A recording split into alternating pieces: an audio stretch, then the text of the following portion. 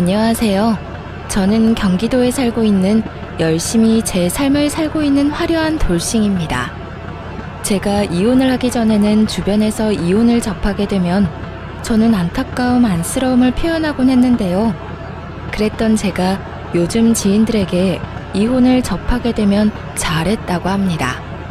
그만큼 전 지금 제 생활에 만족하고 지내며 요즘 같은 세상에 이혼 같은 건 흠도 되지 않는다고 생각하는데요. 지금은 이런 생각까지 하는 저이지만 저 역시 이혼을 할 당시에는 온갖 잡념들에 휩싸여 이혼을 하지 못하고 이리저리 끌려다녔습니다. 그러면 제가 어떤 일들을 겪었고 어떻게 해서 이혼까지 하게 되었는지 제 사연 들어보실래요? 저와 남편은 연애를 길게 하고 결혼까지 하게 된 부부였습니다. 연애를 하기 전에는 친구로 지냈기에 가끔 남편의 집으로 가곤 했고 연인이 되면서도 시댁에 자주 왕래하면서 지냈던 것 같아요. 남편 역시 친정에 자주 놀러 오기도 했고 친정 부모님과 시간을 보내며 자연스럽게 가족이 되어갔죠. 시댁에서는 저를 특히나 예뻐해 주셨는데 남편이 외동이었던 터라 딸이 생긴 것 같다며 저를 많이 예뻐해 주셨었죠. 아름아, 넌 좋아하는 음식이 뭐니? 다음에 올 때 그걸로 해주마. 저 다 잘 먹어요. 어머님은 뭐 좋아하세요? 제가 다음에 해드릴게요. 그 작은 손으로 요리까지 할 줄 알아? 잘은 못하는데 기본적인 거 몇 가지만 할 줄 알아요. 어머님 입맛에 맞을지는 모르겠지만요. 당연히 다 맛있겠지. 아름이가 만들어주는 거면 소태밥도 맛있게 먹을 수 있는걸? 그런데 그런 일은 나중에 네 가정 생기면 네 자식한테나 해주고 지금은 내가 해주는 음식 먹어주려무나. 난 아름이 네가 맛있게 먹는 모습 보는 게 너무 좋단다. 허구한 날 허겁지겁 전쟁 치르듯 먹는 남자들만 보다가 너처럼 오물오물 토끼처럼 먹는 거 보고 있으면 이 엄마가 너무 행복해. 시모는 늘 저에게 귀엽다, 사랑스럽다, 행복하다 등의 말을 해주었고 그런 말을 들을 때마다 제가 특별한 사람이 된 것 같아 참 행복하더라고요. 여러모로 전 그런 시댁 분위기가 좋았고 남편을 사랑하기도 했지만 이런 시댁이라면 저도 가족으로 인정받고 사랑받을 수 있겠다는 생각이 커 결혼까지 하게 되었습니다. 단 한 번의 큰 소리도 조금의 의견 충돌도 없이 결혼까지 마치게 되었고 친정을 비롯해 시댁까지 화기애애한 그 자체였어요. 첫 명절이 오기 전까지는요. 아무래도 명절, 제사에 대해 들은 것이 많아 어쩔 수 없이 긴장이 되기도 하고 우리 시댁은 어떤 분위기로 나를 대할까 하는 걱정도 되더라고요. 하지만 이런 제 우려와는 달리 저와 남편이 시댁에 도착하니 이미 시모 혼자 음식을 준비하고 있더군요. 전 당연히 제가 오면 함께 시작할 거라 예상했던 터라 이런 상황은 생각지도 못했는데 조금 당황스럽더라고요. 죄송스럽기도 했고요. 심지어 준비만 하신 게 아니라 이미 반 이상을 해놓으신 터라 전 급하게 옷을 갈아입고 나머진 제가 하겠다며 앞치마를 하고 나섰습니다. 어머님, 이제 제가 할 테니 들어가서 쉬세요. 전 당연히 제가 오면 시작하실 줄 알았는데 언제부터 하신 거예요? 죄송해요. 다음부턴 좀 더 일찍 올게요. 아니야. 늘 혼자 해왔는데 뭐. 신경 쓰지 말고 옷부터 편한 걸로 갈아입으려무나. 이미 갈아입었어요, 어머님. 그러니까 이제부터 좀 쉬세요. 저 생각보다 잘해요. 그럼 우리 며느리 잘하는 거 다 알지. 다 아는데 정말 거의 다 해서 네가 할 게 없어서 그래. 괜히 너까지 힘 빼지 말고 일단 조금 쉬어. 곧 있으면 끝이니까 뒷정리나 좀 도와다오. 그러면 제가 옆에서 전이라도 뒤집을게요. 그 정도는 하게 해주세요. 이때까진 분위기 좋았습니다. 누가 먼저라고 할 것도 없이 서로 나서 일을 하려고 했고 서로의 등을 떠밀며 조금이라도 더 쉬게 해주려고 했죠. 음식을 다 마련하고 나선 시모가 쉬는 동안 혼자 뒷정리를 빨리 끝내버리곤 빨래부터 시작해서 대청소도 다 해버렸습니다. 시모가 일을 워낙 못하게 하니 빨래 대청소를 하는데 기분이 나쁘기는커녕 뿌듯한 마음마저 들더라고요. 혼자 아침부터 고생했을 시모에게 조금이라도 도움이 되었다는 생각에서 말이죠. 이런 제 마음을 알았는지 시모는 이런 말까지 해주더군요. 어쩜 그렇게도 손이 야무질 수가 있는지. 덕분에 이번 명절엔 몸살 걸릴 일 없이 잘 지나가겠구나. 음식 준비부터 뒷정리도 잘하고 아주 집안일을 우리 아름이가 다 해준 덕에 이 엄마가 편하구나. 시모는 제 두 손을 쓰다듬으며 애정을 듬뿍 담은 말을 해주었고 사랑받고 있다는 생각이 들어 참 기쁘더라고요.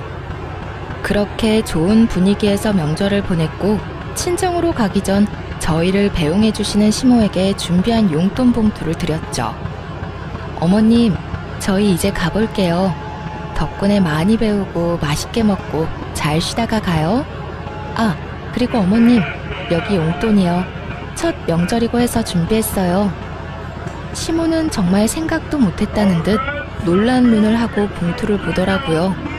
이걸 받아도 되나 하는 고민을 하는 시모의 손에 저는 봉투를 쥐어드렸고 시모는 감동한 듯 저를 보며 이렇게 말하더군요.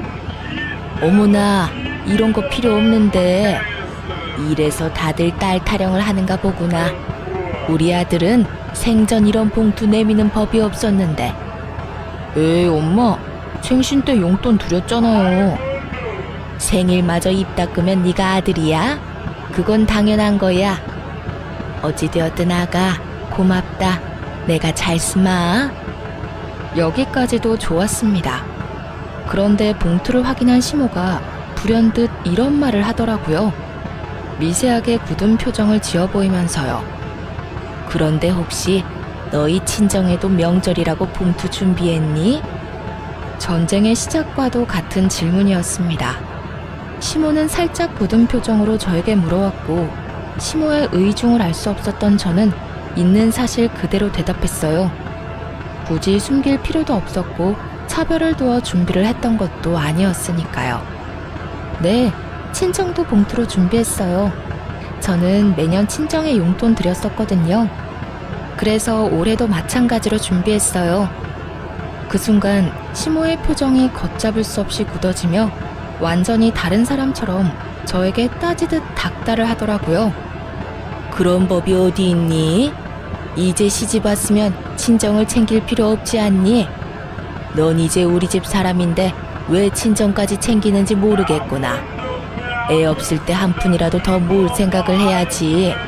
이제 보니 우리 아름이가 다 좋은데 돈 쓰는 씀씀이가 좀 해픈 것 같네. 너희 돈 관리는 누가 하니? 네가 하고 있으면 우리 아들한테 맡겨. 알겠지? 그리고 용돈 같은 건 앞으로 친정해 주지 말고 다 너희 생각해서 하는 말이야. 과연 내가 알던 시모가 맞는지 의문이 다 들더군요. 어떻게 돈 앞에서 사람이 이렇게까지 이중적인 면모를 드러내다니요. 얼마나 충격적이었으면 말문이 막히는 것은 물론이고 기분이 나쁘다는 생각조차 들지 않았어요. 제가 아무 말도 하지 않고 있자 제 눈치를 살피던 남편이 입을 떼더라고요. 에이, 엄마, 그런 건 우리가 알아서 할게. 자자, 우리도 이만 가봐야겠다. 우리는 갈 테니 푹 쉬어요. 그렇게 남편의 손에 이끌려 친정에 가게 되었고 저는 친정에서 어떻게 지냈는지도 모를 만큼 넋이 나가 있는 상태였죠. 모든 일정을 끝내고 집으로 돌아오자 그제야 제가 무슨 말을 듣고도 말 한마디 하지 못한 건지 자각이 되더라고요. 그와 동시에 화가 올라왔고요. 여보, 혹시 나 당신이랑 사는 동안엔 우리 집에 용돈도 주면 안 되는 거야? 갑자기 그게 무슨 말이야? 아, 엄마가 한 말 때문에 그래? 그 말을 뭘 신경 쓰고 그래. 그냥 그런가 보다 하고 신경 쓰지 마. 엄마한테는 알겠다 하고 우린 우리가 하고 싶은 대로 하면 돼. 아무리 그렇게 하면 된다고 해도 나 어머님 말씀 기분이 너무 나빠. 어떻게 그렇게 말씀하실 수가 있어? 시집온 딸은 자식도 아니야? 뭘 그런 말을 곱씹고 있어. 괜히 당신 기분만 나쁘게. 워낙 옛날 분이라 그래. 그런 부분에선 아무리 설득하고 타협하려고 해도 도무지 안 되더라고. 그러니까 당신도 그냥 들어도 못 들었다고 생각하고 지내줘. 응? 그거 말고는 다 당신 편하게 맞춰주시잖아. 아무리 그래도 기분이 상하는 걸 어떻게 해. 내가 앞으로 그런 말 나올 것 같으면 한 발 앞서 막아주도록 노력할 테니까 기분 풀고 좀 쉬자. 당신도 지금 피곤해서 예민해져 있어. 응? 남편은 제 기분을 풀어주려 노력했고 저는 기분은 상했지만 그냥 넘어가기로 했습니다. 남편의 말대로 딱 그 부분만 아니면 시모는 꽤 괜찮은 시모라 생각했으니까요. 그 딱 한 가지가 결국 저를 이혼까지 몰고 가게 될 줄은 그땐 몰랐습니다. 몇 번의 명절이 지나고 도무지 적응되지 않을 것만 같던 시모의 고지식한 면모도 적응이 되더라고요. 남편이 당부한 대로 앞에선 그저 네라고 답하고 뒤로는 친정을 챙기면 그만이었으니까요. 처음엔 그렇게 행동하는 저 자신이 싫었는데 어떤 면에선 그렇게 행동하는 것이 괜한 불화를 일으키지도 않고 얼굴을 붉힐 일도 없으니 현명한 며느리로서의 태도란 생각이 들기도 했습니다. 그러던 와중 친정아빠의 생신이 되었고 전 매번 시댁 어른들의 생신상만 차려들었던 것이 마음에 걸리더라고요. 그동안 부모님 생신상 한번 제대로 챙겨드리지 못한 것이 죄송한 마음이 들어 이번 생신은 집에서 대접해 드리기로 했죠. 엄마, 이번 아빠 생신상 내가 차려드릴 테니 시간 맞춰서 우리 집으로 와. 내가 입이 떡 벌어지게 한 상 차려드릴 테니까. 어머, 웬일이라니? 웬일은 무슨? 딸이 시집 가더니 철든 거지 뭐. 매번 시부모님들 생신상 차리면서 아빠 엄마 생각 많이 했었어. 딸이 돼서 제대로 된 생신상 한 번 안 차려주고 시집 온 게 내심 죄송스럽기도 했고. 그러니까 이번엔 내가 처음부터 끝까지 다 준비할 테니까 시간 맞춰서 와서 식사만 하셔요. 그래, 알겠어. 네 아빠 또 울겠구먼. 그렇지 않아도 딸이라면 넘어가는 양반인데 그런 딸이 차린 생신상이라고 하면 눈물이 앞을 가려 밥이나 제대로 드실 수 있으려나 모르겠다. 어찌되었든 신경 써줘서 고마워, 딸. 덕분에 아빠 행복하겠네. 엄마와의 통화를 마치고 나니 더욱 죄송한 마음이 들더라고요. 이렇게 기뻐해 주실 줄 알았다면 진작 모셨을 텐데 하는 마음에서요. 전 더욱 생신 준비에 박차를 가했고 전날 장보기를 마치고 당일 아침부터 일어나 생신상을 준비했어요. 아침 일찍 일어나 남편 출근시키고 생신상 준비를 하는데 시모에게 전화가 오더라고요. 평소에도 통화는 자주 하던 터라 전 아무 생각도 의심도 없이 그 전화를 받게 되었습니다. 아름아, 우리 아들이 그러는데 오늘 사돈어른 생신 너희 집에서 한다며? 그 순간 정말 할 수만 있다면 남편 입을 찢어버리고 싶은 심정이었어요. 평소 시모가 어떤 사상을 가지고 있는 줄 알면서 그런 말을 전하는 것이 제정신 박힌 사람이 할 수 있는 일인가 싶더군요. 네, 밖에서 외식하는 것도 부담스럽고 해서 집에서 모시려고요. 좋은 변명이었다고 생각한 저와는 달리 시모는 제 생각보다 더 대단한 사람이더군요. 제 말에 이런 말을 했으니까요. 외식을 할 필요가 뭐가 있어. 그냥 친정에 가서 있는 반찬에 밥이나 한 끼 먹으면 되는 거지. 다른 것도 아니고 생신이니까 내가 이때껏 네 친정 생신은 챙기게 두었는데 아무래도 안 되겠구나. 앞으로 생신도 챙기지 말거라. 어떻게 된 사람이 이런 말을 할 수가 있는 걸까요? 같은 여자, 같은 며느리의 경험이 있는 사람으로서 다른 것도 아닌 부모님의 생신을 챙기지 말라고 명령할 수가 있는지 이해가 되지 않았어요. 부탁, 권유도 아닌 명령조 시모의 말투에 저 역시 화가 났어요. 네? 아무리 그래도 생신은 챙겨야죠. 생신 챙긴다면서 괜한 낭비하니까 그렇지. 오늘도 봐라. 내가 너희 집 잠시 들린다고 우리 아들한테 연락 안 했으면 이딴 짓이나 하고 있다는 것도 몰랐을 거 아니니? 요즘 물가가 얼마나 올랐는데 생신상을 그것도 집에서 차려준단 말이니? 네가 우리 아들 집에서 그딴 짓거리 하면 퇴근하고 피곤한 우리 아들 제대로 쉬지도 못하고 그게 뭐 하는 짓이냐고? 혹시 아세요? 너무 화가 나면 아찔해진다는 것을요. 저는 생전 처음으로 너무 화가 나 아찔해지는 기분을 느끼게 되었고 그 순간 이때껏 참아왔던 모든 것을 터뜨렸어요. 어머님, 정말 해도 너무하네요. 다른 것도 아니고 생신인데 제가 이 정도도 못 해드리나요? 그거 얼마나 한다고. 그리고 생신상에 드는 비용도 제가 번 제 돈으로 마련하는 거라고요. 그리고 저희가 사는 이 집, 어머님 아들 집이 아니라 제 집도 된다고요. 집 살 때 제 돈도 절반 들어간 거 뻔히 아시면서 왜 그렇게 말씀하세요? 너 지금 나한테 따지고 드는 거니? 다 너 잘 되라고 하는 말인데 네가 이런 식으로 나오면 나 정말 섭섭하다. 너 잘 되라고 하는 말, 그 말이 전 그렇게 싫더라고요.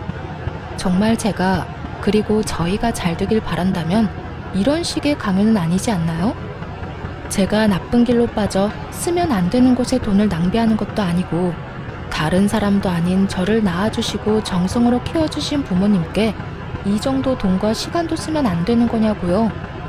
시모는 늘 우리가 잘 됐으면 한다는 말을 방패로 삼으며 저를 억압해왔고 전 이제 그 억압에서 벗어나기로 했죠. 저도 섭섭해요, 어머님. 어머님이 저 잘 되라고 하는 말씀 전부 다 저한테는 다 섭섭하다고요. 시집을 가면 딸이 아닌 게 되는 것도 아닌데 왜 제가 친정에 어떤 일도 하지 말라고 하세요? 저를 낳아주시고 이날 이때껏 온 정성을 쏟으면서 저를 키워주신 부모님께 아무것도 안 하고 아무 관심도 가지지 않는 게 정말 저를 위하는 일이라고 생각하세요? 전혀 아니에요. 전 한두 푼 아끼자고 그렇게 살고 싶지 않다고요. 전 앞으로 어머님이 뭐라고 하시든 간에 친정에 할 도리는 하면서 살 거예요. 이런 제가 정 마음에 들지 않으시면 제가 돈을 어떻게 쓰든 관심을 가지지 말아주세요. 그러면 서로 얼굴 붉히는 일도 없고 서로 좋지 않겠어요? 뭐야? 너 지금 말 다 했니? 아름이 너 그렇게 안 봤는데 아주 되바라졌구나. 어디 어른한테 버릇없이 그딴 식으로 말하는 게야? 내가 말했지? 다 너 잘 되라고 하는 말이라고. 처음엔 생신상 용돈으로 시작해서 나중엔 더 큰 돈, 더 큰 걸 바라는 게 사람 마음이란 걸 왜 모르니? 네 친정 부모님이라고 다를 줄 알아? 나이 더 들면 기댈 거라곤 자식밖에 없을 텐데 그때 가서 너 어떻게 하려고 지금부터 지갑 노릇을 하려고 하냔 말이다. 저희 부부가 진짜 누구의 지갑 노릇을 하고 있는데 이딴 말을 하는지 모르겠더라고요. 시모는 친정에는 용돈도 주지 말라고 하며 달마다 저희에게 용돈을 받아 쓰는 것도 모자라 병원도 회사 다니는 저를 꼭 데리고 다니며 그 병원비조차도 저에게 다 내라고 하는 사람이었습니다. 그런 사람이 저딴 말이나 하니 퍽이나 진정성 있어 보이더라고요. 제발 그 말 좀 하지 마세요. 다 저 잘 되라고 한다는 그 말이요. 그게 어떻게 제가 잘 되라고 하는 말이에요? 그리고 지갑이요? 그런 식으로 따지면 저희가 어머님께 매달 드리는 용돈부터 각종 병원비까지 더는 도움을 드리면 안 되겠네요. 어머님 역시 이제 기댈 거라곤 외동아들 하나뿐일 텐데 사람 마음 모르는 거라고 저희한테 더 큰 걸 바라면 어떡해 해요? 그걸 말이라고 하니? 친정하고 시댁이 같니? 내가 누누이 말하지 않았니? 시집 오면 넌 친정 사람이 아니라 우리 시집안 사람이라고. 넌 이제 우리 가족인데 가족인 날 돕는 건 당연하지. 저한테는 그 모든 게 당연하지 않으니까 그렇게 살고 싶으신 어머님이나 친정 다 무시하면서 잘 사시고요. 저한테 더는 강요하지 마세요. 저 이만 끊을게요. 더 이야기 나누다간 정말 어머님하고 사이 틀어질까봐 겁나네요. 그러면 들어가세요. 저는 전화를 끊어버렸고 시모에게서 전화가 계속해서 왔지만 연락을 받지 않았죠. 정말 생각하면 할수록 화가 나더라고요. 시부의 생신날엔 시모와 함께 여행을 보내드렸고 시모의 생신날엔 명품 가방을 선물했었습니다. 물론 선물과는 상관없이 생신상까지 차려드렸었고요. 그땐 이런 며느리가 또 없다고 덕분에 이런 호강을 다 누려본다고 했던 사람이 어떻게 그깟 생신상 한번 마음 편하게 차리지도 못하게 하는 것인지 너무 화가 나더라고요. 이런 부모도 부모라고 그 큰 돈을 들여가며 신경을 쓰고 대접했던 저 자신에게도 너무 화가 나기도 했습니다. 하지만 언제까지나 씩씩거리며 화를 내고 있을 수는 없는 노릇이었어요. 처음으로 차려드리는 친정아빠의 생신을 이딴 식으로 망치고 싶진 않았거든요. 그래서 전 마음을 가다듬고 기뻐하실 부모님의 얼굴을 떠올리며 생신상을 준비했고, 밑재료 준비를 끝내고 한숨 돌릴 때쯤 거칠게 문을 두드리는 소리가 들려오더군요. 야! 야! 문 열어! 이 문 당장 열어! 설마 했던 우려가 현실이 되는 순간이었어요. 화가 머리끝까지 난 시모는 집으로 들이닥쳤고, 제가 문을 열어주자마자 저를 밀치고 집으로 들어오더니 화를 내며 기껏 준비한 재료들을 다 엎어버리기 시작하더군요. 이게 무슨 짓이에요? 그만두세요. 그만하시라고요. 이거 놔라 이년아.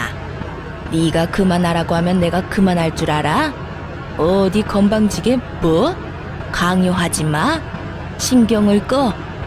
내가 너한테 어떻게 했는데 네가 감히 나한테 그런 식으로 명령을 해? 이 고약한 년.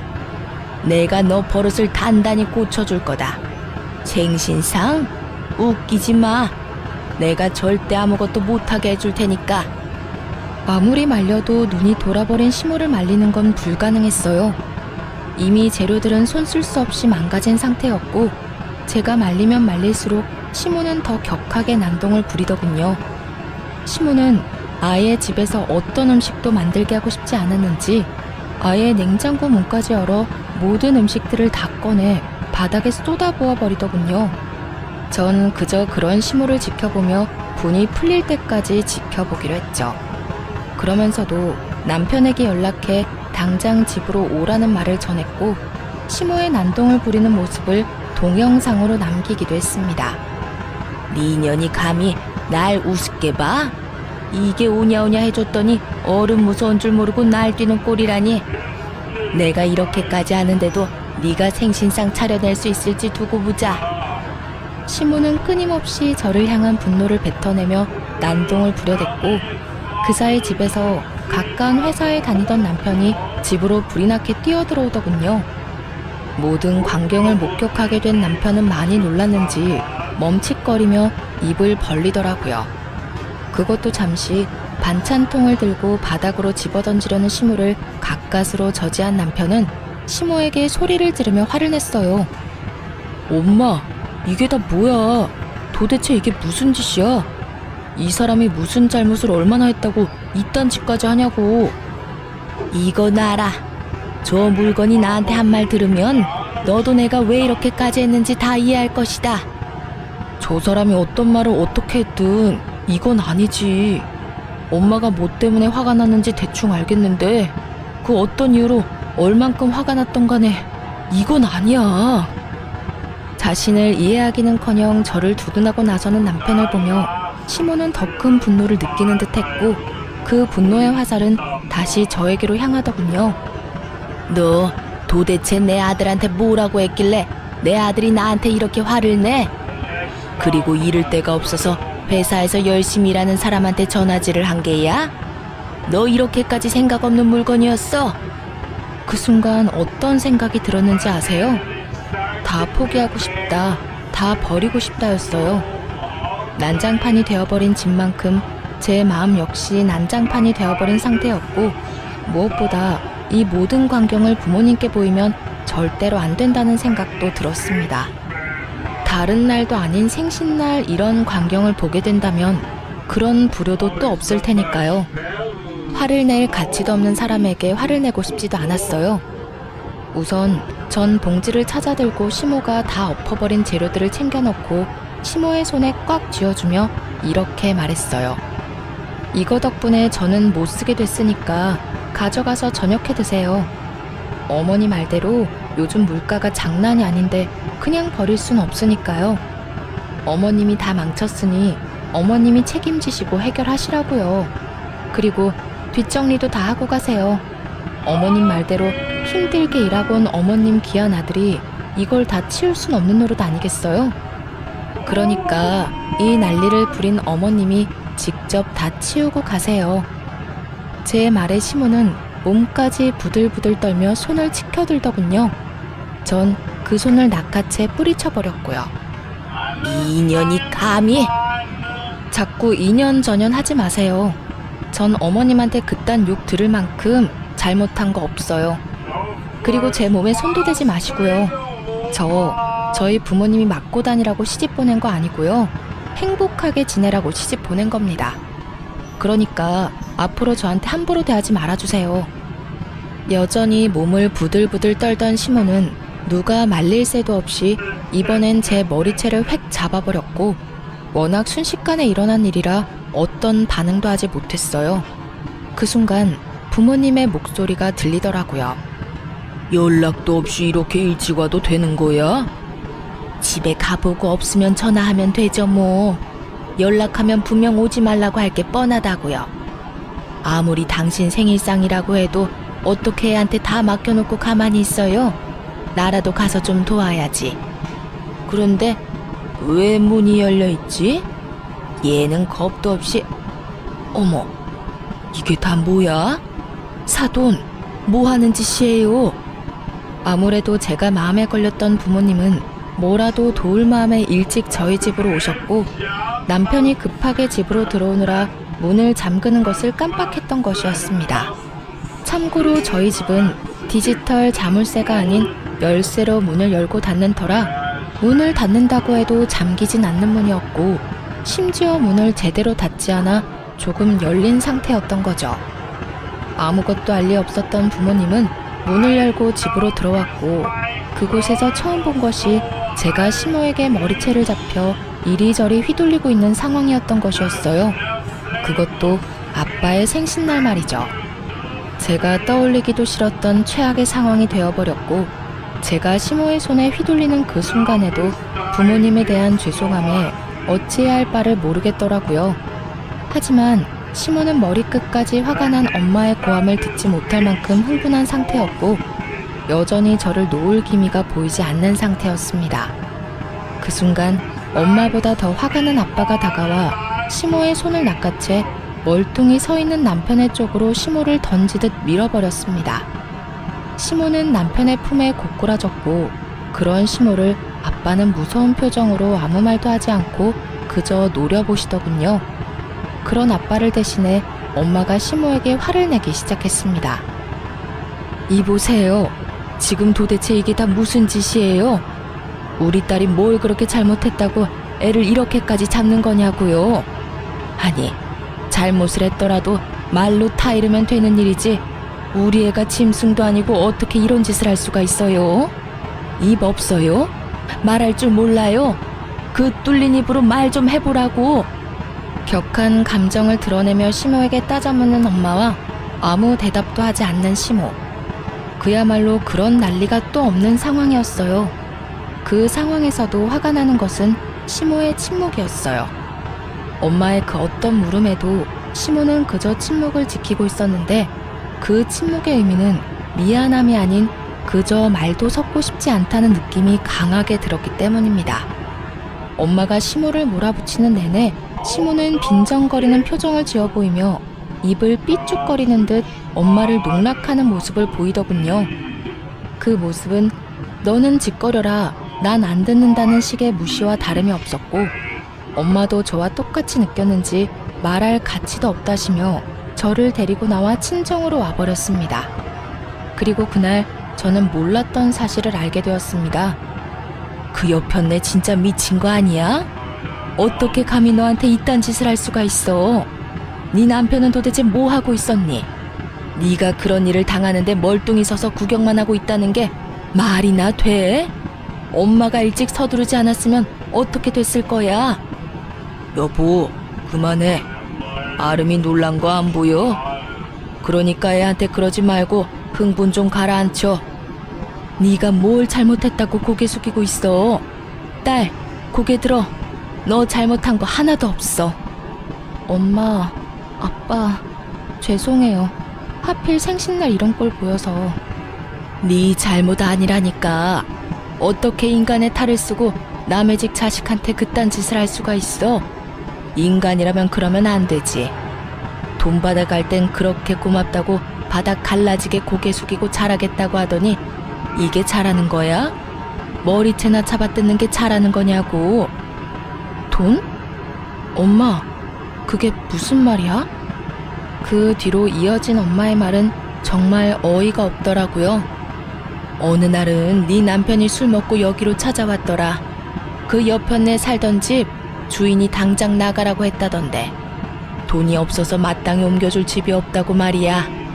생각 같아서 당장 집이라도 마련해주고 싶은데 대출 받는 것도 한계가 있고 큰 돈도 없어서 속상하다면서 울더라고. 얼마나 서럽게 울던지. 네 아빠랑 내가 신경 쓰여서 우리 노후 자금까지 내줬는데 어떻게 그런 우리한테 이딴 광경이나 보게 만들어? 그 옆편네도 그래. 우리한테 받은 돈으로 집까지 마련했으면서 어떻게 우리 딸인 너한테 그딴 짓을 해? 아니, 돈을 다 떠나서 자기 자식 귀하면 남의 자식 귀한 줄도 알아야지. 어떻게 남의 귀한 자식을 그런 식으로 대할 수가 있냐고. 내가 진짜 아까 그 장면이 머릿속에서 떠나지 않아. 속상해 미치겠어. 이렇게까지 감정 표현을 하는 분이 아닌데 많이 속상하시던 엄마는 제 앞에서 화를 내시며 우시더라고요. 평소라면 다 괜찮다고 그런 일도 있다며 제 등을 쓸어내려 주셨을 엄마가 우시는데 제 마음도 무너져 내리더군요. 그렇게 한참 울은 저는 겨우 마음을 진정시키고 생각을 정리했어요. 정리하면 할수록 이해가 되지 않더라고요. 저에게 말 한마디 하지 않고 친정에서 큰 돈을 받아간 남편. 남편에게 그 큰 돈을 받아 집을 마련한 시모. 친정에서 받은 돈으로 집까지 마련했으면서 친정엔 조금의 용돈도 용납하지 않았던 시모. 그 모든 게 이해가 되지 않았습니다.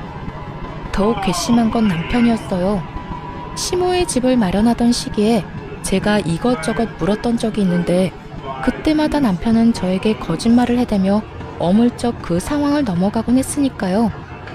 그땐 친정에서 도움을 받았을 거란 생각도 못한 상황이라 속여봤자 대출금 정도라 생각했었어요. 그래서 효도하고 싶다는데 제가 뭐라고 나서나 하는 생각에 더는 아무 말도 하지 않았던 것이고요. 하지만 그 모든 행동이 저를 속이기 위한 행동이었다고 생각하니 너무나도 괘씸하더군요. 그렇게 남편에 대한 실망감과 시모에 대한 넘치는 분노 때문에 어찌해야 할 바를 모르고 있었어요. 그러는 와중에도 남편은 와서 빌기는커녕 연락 한 통이 없더라고요. 분노와 체념이 오가는 며칠이 흐른 후 남편에게 연락이 왔고 전 친정 근처 카페에서 남편을 만나게 되었습니다.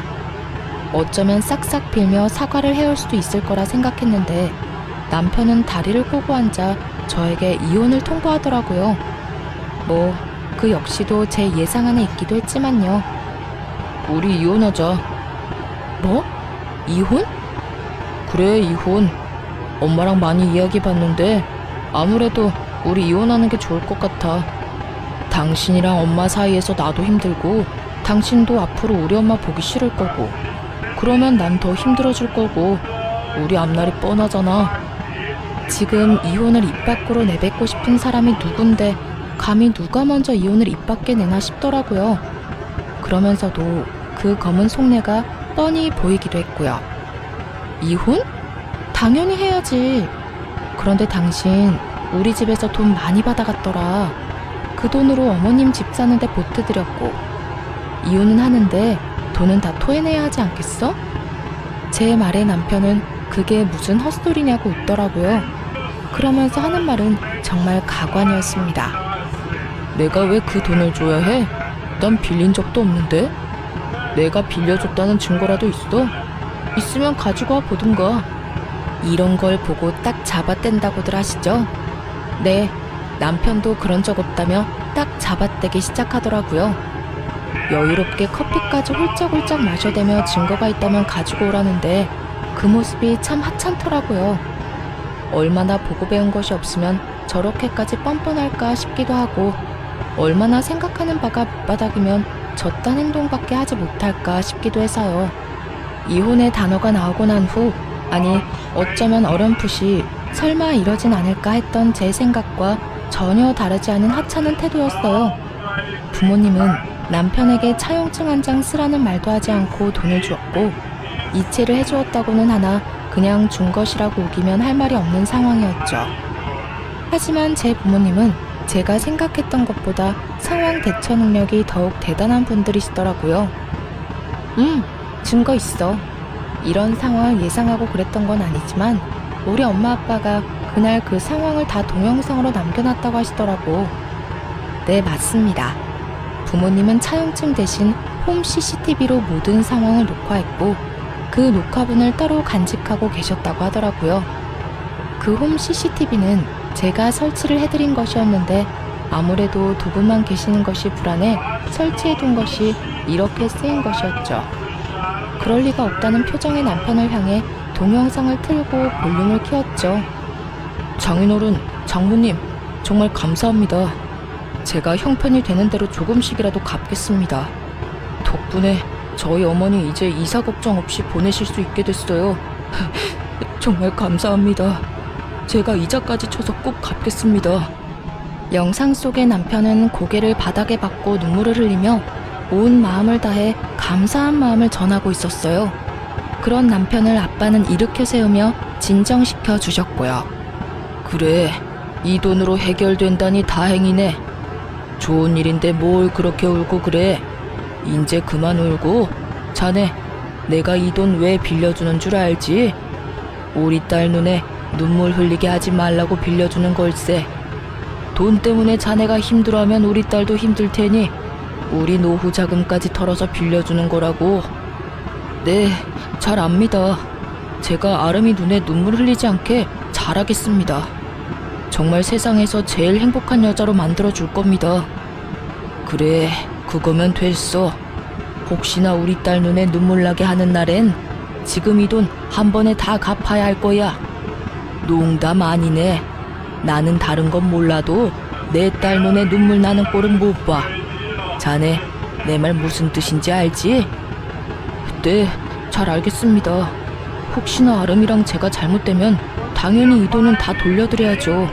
하지만 그런 일은 절대로 없을 테니 걱정하지 마십시오. 차용증이라도 쓰라고 하면 쓰겠습니다. 됐어. 차용증은 무슨. 그런 건 필요 없으니까 약속이나 잘 지켜. 아빠의 말처럼 차용증은 필요가 없었죠. 이렇게 버젓이 동영상이 있으니까 말이죠. 남편은 사색이 되어 저에게 아무 말도 하지 못한 채 눈만 동그랗게 치켜뜨고 있었고 전 그런 남편에게 이혼 통보를 되돌려 주었어요. 이혼하자고 했지? 뭐라고 했더라? 우리 앞날이 뻔하다고 했었나? 그렇긴 해. 우리 앞날이 너무 뻔하게 잘 보여서 나도 더는 당신이랑 못 살겠다.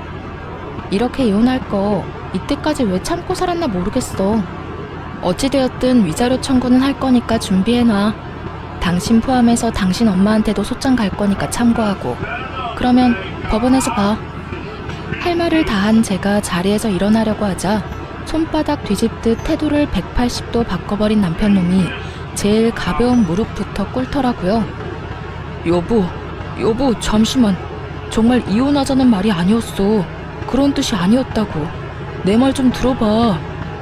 들을 말이 뭐가 있어. 네가 뭘 생각하는지, 어떤 생각으로 나한테 이혼까지 하자고 하는지 누구보다 더 잘 알고 있는 게 난데. 돈 빌려 갈 때는 목이 부러지라 조아리면서 다 갚는다고 호언장담을 하더니 뭐? 빌린 적이 없어? 이 영상 없었으면 너 끝까지 그런 적 없다면서 이혼하자고 난리를 부렸겠지?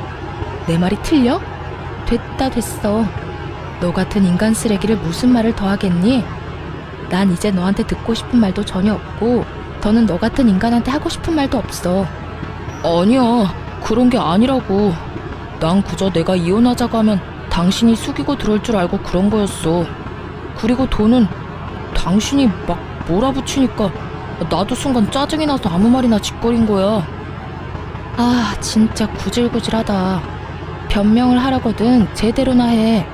되지도 않는 변명으로 그렇지 않아도 폭발 직전인 사람 더 열받게 하지 말고. 변명이 아니라 진심이야. 제발 내 말 좀 믿어주라. 나 당신 아직 많이 사랑해. 사랑 같은 소리 하네. 이거 나.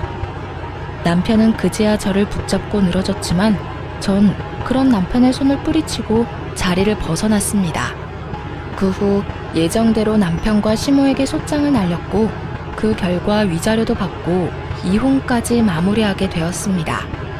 부모님 역시 전 남편에게 빌려주었던 돈을 다 돌려받게 되었고요.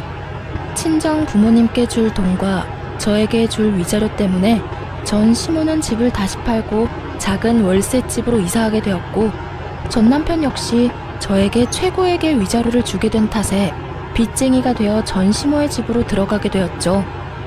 그렇게 모든 게 끝났다고 생각했는데 전 시모에게 전화가 오더라고요. 아름아, 잘 지냈니? 첫 마디에서 온몸에 소름이 쫙 돋는 것이 귀신 목소리를 들은 것처럼 기분 나쁜 소름이 돋더군요. 전 아무 대답도 하지 않았고 그런 상황을 예상했다는 듯 시모는 아랑곳하지 않고 자기 말을 이어나가더군요. 잘 지내지? 잘 지내겠지. 우리 아름이는 야무지고 똑똑하니까. 다름이 아니라 내가 그동안 생각 많이 해봤는데 내가 여러모로 너한테 몹쓸 짓을 많이 했더구나. 너 같은 며느리가 또 어디 있다고 내가 너한테 그런 짓을 한 건지. 네 남편, 아니 우리 아들한테 혼 많이 났다. 나 때문에 너랑 이혼하게 됐다고 날 많이 원망하더구나. 들린 말은 아니지. 내가 널 이혼시킨 거나 마찬가지지. 내가 정말 미안해. 그래서 말인데 내가 이렇게 사과할 테니 이혼은 없던 일로 하면 안 되겠니? 기가 막히더라고요. 이제 와서 속내가 뻔히 보이는 사과를 하는 것도 어이가 없었지만 전 남편 역시 어이없기는 매한 가지였어요. 본인이 누굴 원망할 처지조차 되지 않으면서 감히 누굴 원망하는 것인지. 저요, 전 시모에게 그 모진 수모를 겪었을 때도, 전 남편이 저도 모르게 큰 돈을 친정에서 받아갔을 때도 화가 나고 괘씸하긴 했지만 이혼하겠다고 확실하게 마음먹은 건 아니었어요. 시모야 연을 끊고 살면 되는 거고, 다른 사치 부리는 데 쓴 돈도 아닌 부모 집 마련해준다고 빌려간 돈이야 갚으면 그만이라고 생각했으니까요. 하지만 전 남편은 제 이런 마음을 짓밟는 것도 모자라 부모님이 자신을 믿고 차용증을 쓰지 않았다는 것을 악용해 돈까지 꿀꺽 삼키려는 모습을 보며 비로소 이혼을 결심하게 되었던 것이었어요. 물론 불을 지핀 건 시모가 맞지만 그 작은 불씨를 큰 불로 만든 것이 본인이면서 시모를 앞세워 저를 설득하려는 그 속내가 참 어이없으면서도 화가 나더군요. 저는 그럴 생각 없어요. 전 그 인간한테도 오만정이 다 떨어졌다고요. 받을 도움은 다 받고 돈 안 갚아도 되겠다 싶으니까 저부터 버리는 남자, 당신 같으면 데리고 살고 싶겠어요? 거기에다 집도 절도 없는 빚쟁이인 남자를요? 저 그 정도로 바보는 아니에요. 아름아, 그러지 말고 다시 한 번만 생각해 주려무나. 우리 아들 금방 일어설 수 있어. 아직 나이가 젊잖니. 그러니까 그간의 정을 생각해서라도 다시 생각해 주려무나. 결국 전 시모는 악어의 눈물을 쏟아내며 매달리기 시작했고, 전 그런 시모에게 이렇게 말했습니다. 그러니까요, 나이도 젊은데 제가 왜 그딴 인간이랑 살아야 하나요? 앞으로 살 날이 긴데 그딴 인간 뒷바라지만 하면서 살라고요? 밑 빠진 독에 물 부어가면서 고생할 마음 없으니까 다신 연락하지 마세요. 저는 전화를 끊어버린과 동시에 차단해버렸고 그 후론 연락이 닿는 일은 없었습니다. 참 한심하지 않나요? 가만히라도 있으면 절반이라도 간다고 그저 주는 대로 받고 하는 대로 가만히 두기만 했더라도 좋은 집에서 편하게 잘 살았을 텐데 괜히 건드리면 안 될 사람을 건드려서 저 고생을 하나 싶었네요. 뭐 자기 복 자기가 찬 거 아니겠어요? 요즘 전 친정에서 지내고 있어요. 회사는 여전히 잘 다니는 중이며 요즘엔 남자친구가 생겨 행복하고 아기자기한 연애를 하고 있는 중이랍니다. 지금 만나는 사람은 좋은 사람이에요. 따뜻한 사람이죠. 언제 어디서나 제가 우선이라고 말해주는 사람이고, 만나는 지난날 동안 여름에는 손 선풍기를, 겨울엔 핫팩을 건네주는 그런 따뜻한 마음과 세심한 배려를 할 줄 아는 남자예요. 무엇보다 길을 거닐 때면 꼭 저를 길 안쪽에서 걷게 하는 남자친구를 보며 이렇게 따뜻하고 세심한 사람도 있구나 하는 생각을 하곤 해요. 아직까진 결혼 생각은 없지만 지금 제가 사랑하는 남자친구의 모습이 변함이 없다면, 그리고 이 모습이 정말 이 남자의 본 모습이라면 다시 한번 용기를 낼 수도 있을 것도 같아요. 그 정도로 요즘 행복하고 사랑 가득한 날들을 보내고 있습니다. 앞으로도 전 연애도 하고 일도 하며 제 삶을 행복하게 살아가 보려고요. 저 역시 처음 이혼했을 땐 다시 연애를 시작하는 것이 상대방에게 왜인지 죄를 저지르는 기분이 들더라고요. 하지만 곰곰이 생각해보니 제가 죄를 짓고 있는 건 아니더라고요. 제가 이혼 사실을 숨긴 것도 아니고 이혼을 한 게 죄는 아니니까요. 제가 뭘 하든 어떤 연애를 하든 그건 제 자유 아닐까요? 그러니까 저와 비슷한 상황의 돌싱녀, 돌싱남 분들, 우리도 행복하게 살아봐요. 언제까지나 아픔에 절망감에 빠져 시간을 낭비할 순 없지 않을까요? 충분히 아파했고 충분히 힘들었던 만큼 이제 우리 다들 행복합시다. 꼭 새로운 사람을 만나 새로운 출발을 하는 것만이 아닌 본인이 원하는, 본인이 꿈꾸는 그 행복을 위해 다 함께 노력해봐요. 그러면 저는 모든 분들의 행복하고 사랑 가득한 삶을 응원하며 이만 물러가 볼게요. 긴 사연 들어주신 모든 분들 감사합니다. and the signal from myself.